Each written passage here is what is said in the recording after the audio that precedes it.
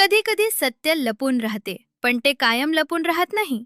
आज ठरलं तर मग मध्ये असा एक धक्का बसला की सगळा खेळ उलटला. अर्जुन खरंच गुन्हेगार आहे का?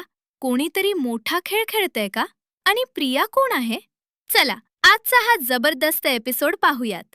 भाग 1. वादळा आधीची शांतता. कोर्टरूम मध्ये पूर्ण शांतता होती. जणू काहीतरी मोठं घडणार आहे. अर्जुन आरोपीच्या जागी उभा होता. त्याचा चेहरा शांत होता, पण मनात वादळ होते. सायली बाजूला बसलेली होती.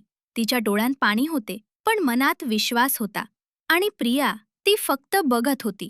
जणू तिला आधीच शेवट माहिती आहे. केस सुरू झाला. भाग 2. आरोपांची सुरुवात.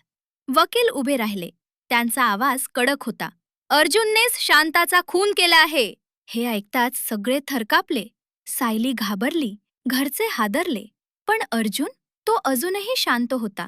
जणू तो काहीतरी वाट बघतोय. भाग 3. सगळं बदलणारं रहस्य. अचानक अधिराज उभा राहिला.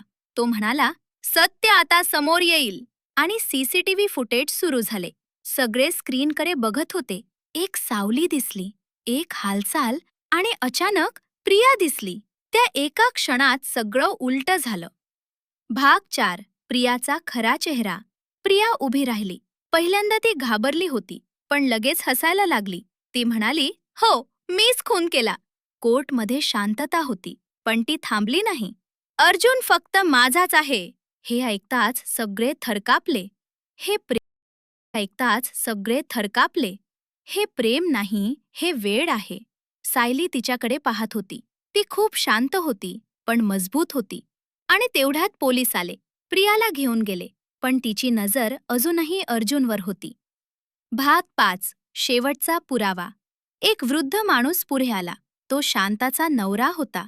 तो म्हणाला, मी स्वतः पाहिलं. प्रियाने ढकललं. हे ऐकताच सत्य पूर्ण झाले. भाग 6. न्याय मिळतो. न्यायाधीश निर्णय दिला. सगळ्यांचे श्वास थांबले. अर्जुन निर्दोष आहे. हे ऐकताच सगळे आनंदित झाले.